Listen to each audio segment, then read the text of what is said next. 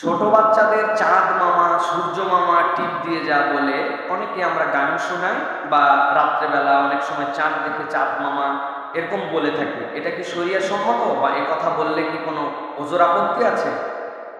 প্রিয় ভাইরা, প্রথম কথা হচ্ছে এই যে চাঁদ মামা বলি আমরা, সূর্য মামা বলি আমরা, এটার কনসেপ্টটা কোত্থেকে আসে? মূলত এটা হিন্দুদের একটা কনসেপ্ট। কি কনসেপ্ট? সমুদ্র মন্থনের ফলে হিন্দুরা বিশ্বাস করে চাঁদ এবং সূর্যের সৃষ্টি হয়েছে। কি মন্থনের ফলে? সমুদ্র মন্থনের ফলে। চাঁদ আর সূর্য এই জন্য ভাই। এইটা তাদের যে কনসেপ্ট, এই কনসেপ্ট থেকে তাহলে চাঁদ সূর্য ভাই হলে মামা কিভাবে হলো?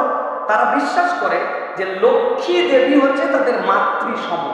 তাহলে লক্ষ্মী দেবী মাতৃসম হলে তার ভাই এই চাঁদ এই সূর্য, এই হিসাবে তারা তাদের এটাকে মামা বলে। এটা আমার বানানো কোনো কথা না। বিষ্ণু পুরাণ যেটা, এই বিষ্ণু পুরাণের ভিতরে এটা আছে।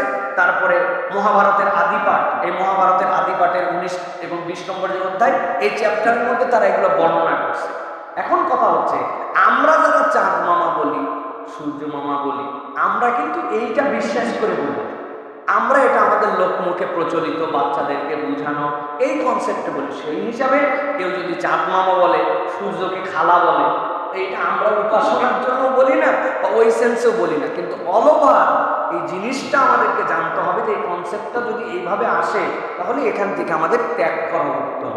এটা আমরা বলবো না, কিন্তু কেউ যদি বলে ফেলেন তাহলে তিনি হিন্দুদের ওটা বিশ্বাস করে বলে ফেলছেন, বিষয়টি এরকম নয়। সুতরাং আমরা যদি বলি যে চাঁদ মামা অথবা সূর্য মামা আমরা বলতে পারি, কিন্তু এইটা আমাদের বেসিকটা জানতে হবে। আর ওই বিশ্বাসের যে তাদের উৎপত্তি সেটার সাথে আমাদের কোনো রকম সম্পর্ক নেই। কারণ আমরা বিশ্বাস করি চাঁদ সূর্য সব আল্লাহ রাব্বুল আলামিনের সৃষ্টি, আর রাব্বুল আলামিন হচ্ছেন এটার স্রষ্টা। আল্লাহ আমাদেরকে বোঝার তৌফিক দান করেন।